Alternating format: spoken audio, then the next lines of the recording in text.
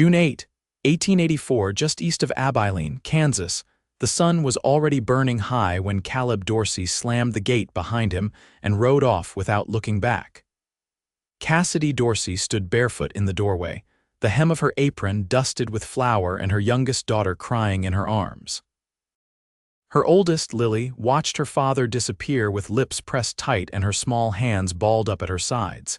He had said it plain that morning. "I need a son, Cassidy. I gave you 10 years, but 3 daughters don't carry on a name," Cassidy had not begged. She had only watched him pack, the weight of his words sitting quiet in her chest like a stone that would not move. By the time the sun dipped low, he was gone for good. She buried the marriage in the backyard with the broken china he left behind.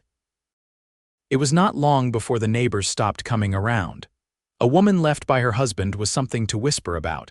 A woman left because of daughters was another shame entirely. Still, Cassidy worked the land. She planted beans and corn. She kept the hens fed and the stove lit. She read to Lily and little Lucy at night by lantern light, her voice steady even when her hands shook. The only help she ever accepted came from the old widow 3 miles west who traded milk for fresh bread. Everything else Cassidy did herself, even when it near broke her. Then came the storm. It rolled in hard and fast mid-July, throwing hail like stones and tearing the roof clean through the girl's bedroom. Cassidy threw herself over them while the wind screamed and the windows cracked. By morning they were soaked and shivering, the bed gone to splinters. She stood in the mud holding Lucy's hand and staring at the sky, and for the first time in nearly a year she said aloud, "I cannot do this alone." Help came in the form of a man with a crooked hat, 2 boys riding behind him, and a wagon full of tools. He arrived after sunset, the scent of rain still thick in the air. "Name's Vaughn Zimmerman," he said, stepping down from the wagon while his son stayed seated. "Saw the roof from the ridge, figured someone might need a hand." Cassidy looked him over. His boots were worn, shirt sleeves rolled to the elbows, skin tanned dark from sun. He had kind eyes and a long silence in him that made her feel oddly at ease. "I do not have much to pay," she said. "Not here for pay." She glanced at the boys, one about 12, the other maybe 8, both watching her with quiet curiosity. "I got 2 sons," Vaughn said, following her gaze. "Lost their mama 4 years back. We are heading west, but storms like this, they change plans." "We can patch that roof, might take a day or 2. Cassidy hesitated. Then Lucy tugged her apron and whispered, "Mama, can he help us?" She nodded. "Yes, he can." That night they shared a fire in the main room. Vaughn's boys, Levy and Liam, ate bread and beans beside Lily and Lucy like they had always belonged there. Cassidy sat across from Vaughn, watching the light catch in his beard as he worked a whetstone across a small knife. "You got left," he said softly, not a question. She met his eyes. "Yes, for daughters?" "Yes," he nodded slow. "Then he was not worth staying." She said nothing, but her throat tightened. The next day Vaughn and his boys climbed the roof with hammers and nails. Cassidy watched from below, holding boards, fetching water, her hands never idle. By nightfall, the worst of the damage was sealed. When the stars came out, Lily helped Liam catch fireflies while Lucy curled up beside Levy on a blanket, whispering stories. Cassidy stood beside Vaughn near the porch, arms crossed, watching the girls laugh. "I do not know what to do next," she admitted. "This land is mine, but it is hard, and winter will come fast." Vaughn looked at her steady. "You do not need to know yet, you just keep standing." She turned to him then. "Why are you really helping?" He shrugged. "Maybe because I know what it is to lose someone and still have mouths to feed. Maybe because I think your girls are worth something. Maybe because I see the way you do not quit." Cassidy blinked, caught off guard by the heat behind her eyes. "No one ever called my girls worth anything," she said. "Well, they are," Vaughn said, voice sure. "They are priceless." Something broke open in her chest then, the kind of break that lets light in. She looked at him fully and he did not look away. That night they ate around the table like one family. Vaughn's hand brushed hers when he passed the salt and neither of them pulled away. After the children were asleep, she walked him to the wagon. "You are leaving tomorrow." "Not if you want me to stay." She paused. The words caught in her throat, but she found them. "I want you to stay." Vaughn stepped closer. "Then I will." He touched her cheek, rough fingers gentle, and she leaned into him without thinking. It was not a kiss yet, but it was something just as full. Cassidy whispered, "Thank you." "For what?" "For seeing me." His voice was rough when he said, "You were never hard to see, Cassidy." And for the first time in a long time, she believed it. The morning after Vaughn stayed, Cassidy woke to the scent of coffee strong on the wind. She stepped onto the porch, boots laced, shawl wrapped tight, and found him tending a small fire near the edge of the barn. Liam sat nearby peeling potatoes with a pocket knife, while Levy dropped chopped onions into a dented tin pan set over the coals. The boys moved with quiet purpose, like they'd done this 100 times before. "You sleep any?" Vaughn asked without turning. "Some," she said, stepping down into the dewy grass. "Heard an owl late." "Lucy says it means good luck." "Could be," he said, glancing up with a faint crease at the corner of his eyes. "Some say it's a warning, but I figure what you believe changes what you see." Cassidy crouched near the fire, holding her hands to the warmth. "You always cook outside." "When the weather favors it," Vaughn said. "My boys like it better anyhow. Reminds them of when we used to follow cattle drives, nights under the open sky." Cassidy looked toward the barn where Lily was feeding the hens. "You still driving cattle?" "Not since last spring," he said. "Too many long nights, too much dust. Boys needed steadier days.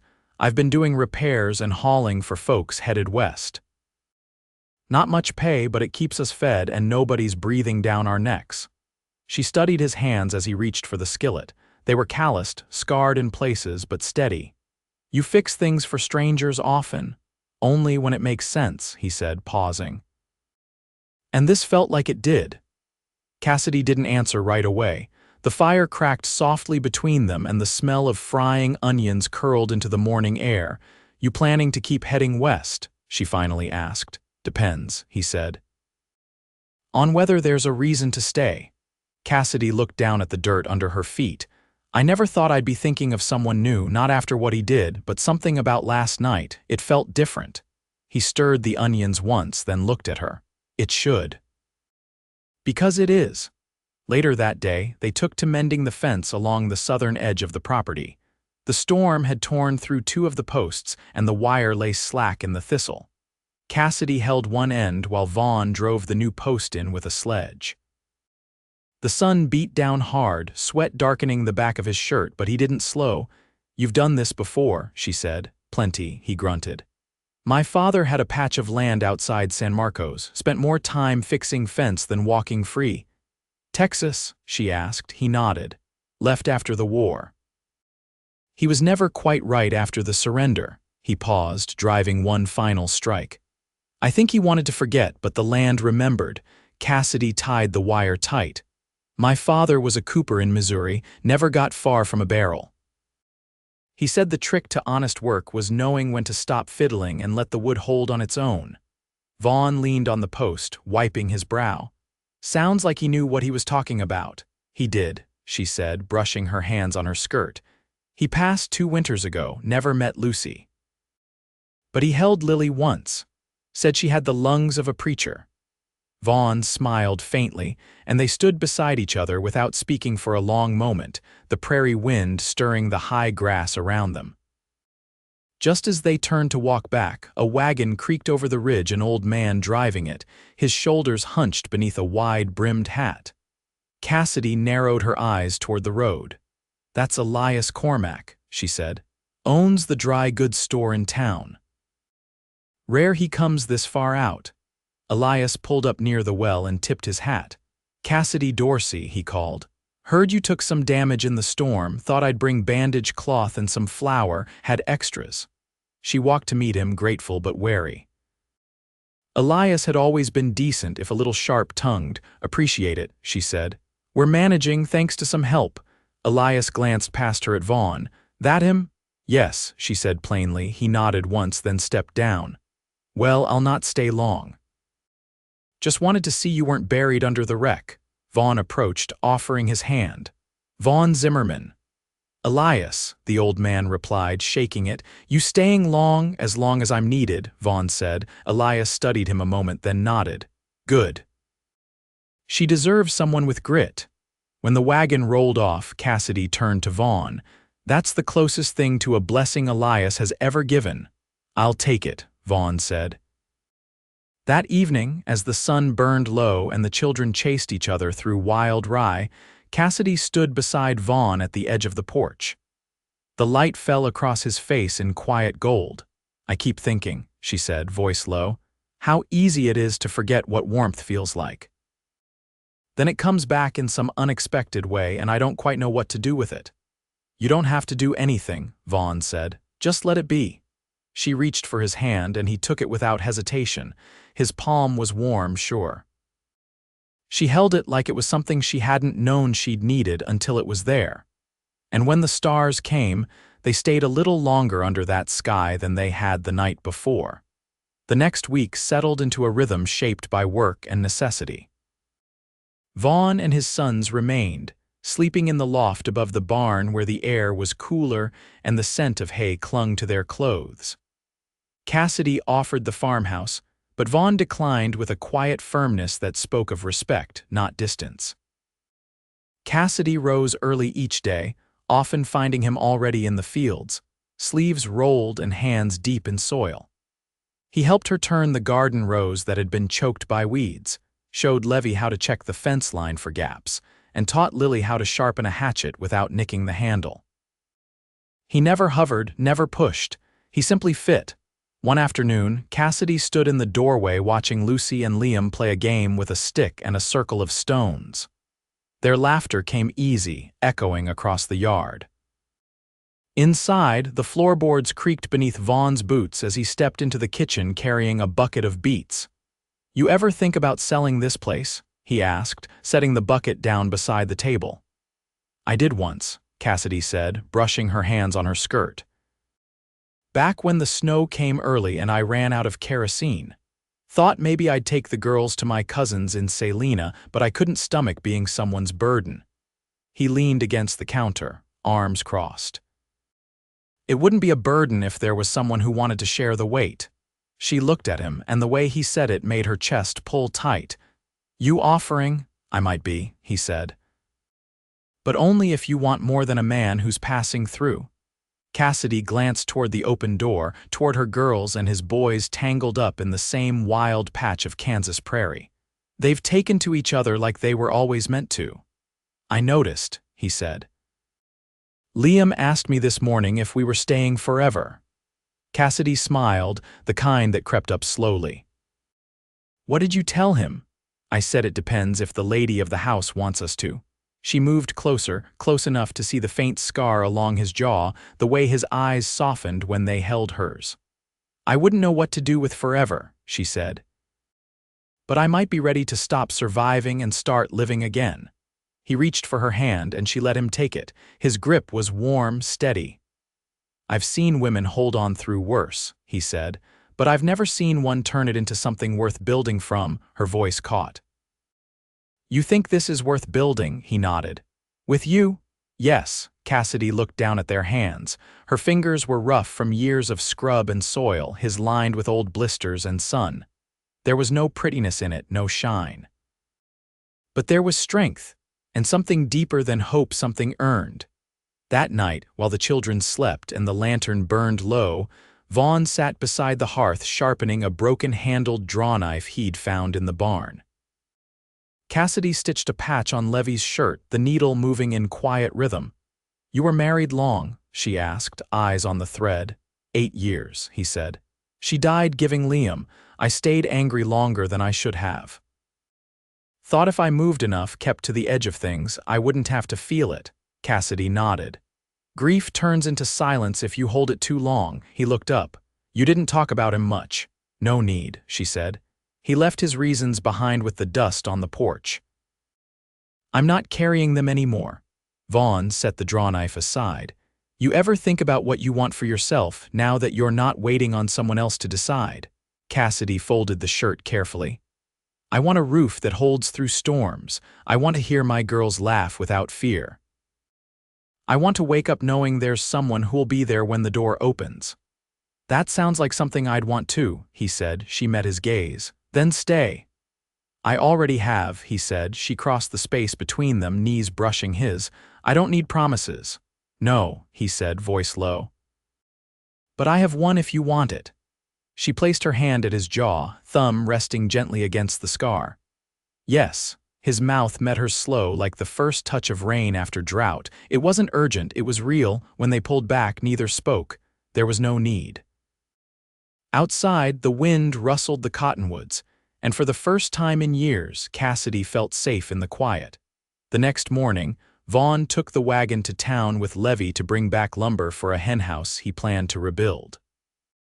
Cassidy stood at the gate with Lucy on her hip, watching them disappear down the road. Lily leaned against the post beside her, arms crossed like her mother's.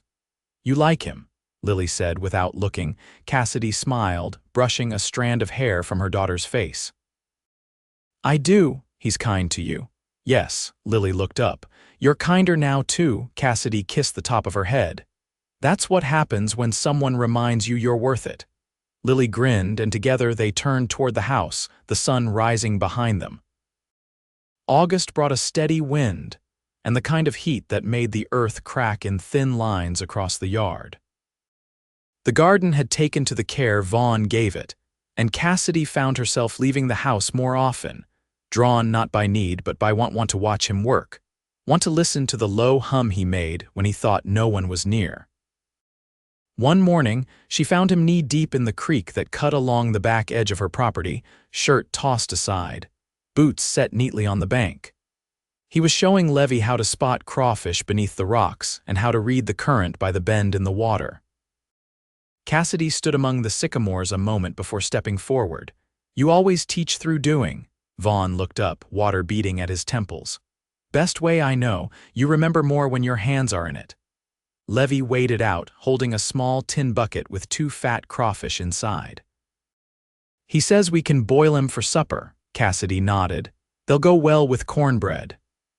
As Levy ran off toward the house, Vaughn stepped closer, water swirling around his knees. You come down here often? He asked. Used to, she said. Before everything got too heavy.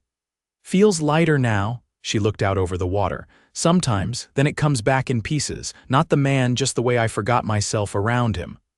Vaughn stepped onto the bank, brushing his hands on his trousers. You didn't forget yourself. You just learned to stay quiet to keep peace. That's different. Cassidy picked up his shirt from the grass, holding it out. It's strange having someone near who notices the difference. I notice everything about you, he said. She held his gaze. That's not always a comfort. It should be, he said, because I see you clear and I still want more. That evening, they gathered on the porch with bowls of stew and slices of peach from the tree Vaughn had trimmed back weeks earlier. Liam fell asleep against Lucy's shoulder, and Lily rested her head on Cassidy's lap, half listening to Levy recount a story about a coyote that followed them once across Nebraska. After the children were tucked into quilts, Cassidy stood at the kitchen table, hands dusted in flour, pressing dough into a pan. Vaughn leaned against the doorway, arms folded. You always bake at night? He asked. Only when I'm thinking too much. What's on your mind? She pressed her thumb into the edge of the crust. The county man came by earlier, said the schoolhouse roof's caving in again. There's talk of closing it and sending the children to town. Vaughn stepped into the room. That'll make things hard for you. It'll make things hard for everyone out here, she said. But I've taught Lily her letters myself and Lucy's near ready to read. I could do it for the others too if someone fixed the roof. He picked up a nail from the windowsill and turned it between his fingers. Then I'll fix it. Cassidy looked up. You've already done more than I could have asked. Not doing it for you, he said. Doing it for the ones who deserve better than being forgotten. She set the pan aside and stepped toward him. You always carry other people's load like it's yours. Only when it feels like mine, he said. She reached up, fingers resting at the base of his neck. And does this feel like yours now? He leaned in slowly, voice low.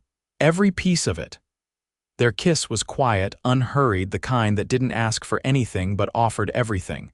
When they parted, Cassidy rested her forehead against his. "I never thought my girls would know a man who looked at them like they mattered." "They do," he said. "They always did." Later, as the wind moved through the open windows and the lantern flickered low on the mantel, Cassidy lay beside him for the first time. Not out of loneliness, not out of need, but because something had mended in her, slow and sure as the fence line they'd rebuilt together. Outside, the coyotes called from the far hills, and inside, two hands found peace in the dark fingers laced not from desperation, but from something earned. Neither of them spoke a word. They didn't need to. What lived between them had settled into place, sure as roots after rain. The first frost crept in early September, delicate and pale across the window panes. Cassidy woke before dawn, wrapped in Vaughn's arms beneath the quilt he'd helped patch after a squirrel chewed through it in the attic. His breath was warm against her collarbone, and she rested there a long while, listening to the faint chirr of crickets fading with the cold. Downstairs, the floor creaked under Lily's steps as she stoked the stove, careful not to wake Lucy, who, these days, slept longer now that her bad dreams had eased. Vaughn stirred when the scent of smoke reached them. "How hard's the frost?" he mumbled, voice thick with sleep. "Light," Cassidy said, "but it'll kill the last of the tomatoes." He kissed her shoulder, then rose to dress, moving quiet so as not to wake the girls. Outside, the chickens were already complaining, and Cassidy could hear Liam trying to coax the mule, stubborn as ever, toward the barn. By the time breakfast was cleared and the children had set off to gather kindling, Cassidy stood at the table with a folded scrap of paper in her hand. The county had approved her petition to reopen the schoolhouse so long as repairs were made before the next month. She hadn't told Vaughn yet. She wanted to be sure. She found him behind the barn, sorting through a pile of salvaged cedar planks he'd hauled from a collapsed storage shed near Talmadge. He was humming again, something low and without words. Cassidy held out the paper. They agreed. He took it, reading with his brow furrowed in the morning light. "You're going to teach," she nodded. "If the roof holds and if I can find benches enough. There's 5 other families who said they'd send their children. You'll need help." He glanced toward the woodpile. "I'll start framing this afternoon." "I was hoping you'd say that." He looked at her, brushing sawdust from his palms. "You sure this is what you want?" "I'm sure," she said. "Not because I need to prove anything. I just want the children here to learn more than hardship." He folded the paper again, slipping it into his back pocket. "Then we'll make it happen." Later that week, Vaughn drove the wagon to Abilene with Levy, returning with oilcloth for the windows and a pot-bellied stove for the schoolhouse. Cassidy stayed behind with the others, spending the daylight hours scrubbing the slate boards and sewing seat cushions from old flour sacks. Lucy helped by sorting nails into jars, while Liam patched a cracked window with waxed paper and quiet determination. That evening, Vaughn returned with more than supplies. He brought a parcel wrapped in brown cloth, which he placed on the kitchen table after supper. "For you," he said, nudging it toward Cassidy. She untied the twine and peeled back the wrapping. Inside was a thick wool shawl, deep blue with a stitched border of wheat stalks. "I saw it in the dry goods window," he said. "Thought about how cold your hands get when the wind picks up." She ran her fingers over the stitching. "It's beautiful. I want you warm always." Cassidy pressed the shawl to her chest. "You have a habit of giving me things I didn't know I needed." "I'll keep at it," he said. The schoolhouse roof came together over 2 long weeks. Vaughn and Levy worked sunrise to dusk, while Cassidy oversaw the cleaning and repairs inside. On the final day, Vaughn carved a small mark into the beam above the doorway, a simple Z, no larger than a coin. Lily noticed it first. "What's that for?" "It's a promise," Vaughn said. "That this place won't fall again." Cassidy reached up and traced the mark with her thumb. "Then it's ours." The first class gathered on a crisp October morning. 18 children sat at the mismatched benches, Lucy among them, grinning with both pride and nerves. Cassidy stood at the front, chalk dust on her apron, and read aloud from a battered primer while the wind turned the leaves gold outside the open windows. At the end of the week, Vaughn waited by the gate, a bouquet of dried wildflowers in one hand. Cassidy walked to him, her voice soft with exhaustion and joy. "You came to walk me home?" "I'd come farther than this if you asked," she smiled, taking his arm. "I've stopped asking." "You're already here." That night, with the fire low and the girls asleep beneath quilts stitched with names, Cassidy stepped into the barn where Vaughn was finishing repairs on the mule's harness. She leaned against the stall, watching his hands move slow and sure. "I've been thinking," she said, voice easy. "I want to marry you." He looked up, startled, then grinned. "You do?" "I do." He dropped the harness and crossed the space between them. "You're certain?" "I've never been clearer." He took her hands. "Then we'll marry before the frost deepens. I'll carve rings from the walnut tree behind the house. We'll make it ours." She leaned into his chest. "I want to build everything with you." They wed the following week in the field behind the schoolhouse. No preacher, just the wind, the sky, and the soft voices of children gathered round. Cassidy wore her blue shawl. Vaughn tied a strip of linen around her finger, and she did the same for him. Lily stood beside her mother, holding Lucy's hand. Levy and Liam brought stones from the creek and made a circle where the couple stood. No vows were spoken beyond what had already been lived. They shared a kiss as the sun settled low, casting long shadows over the wheat and rye.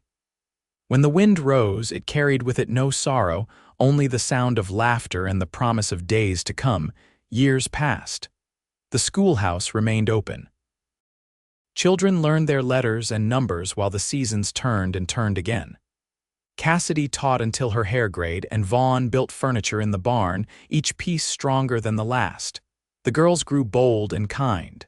Lily became a teacher herself. Lucy kept chickens and played fiddle at dances.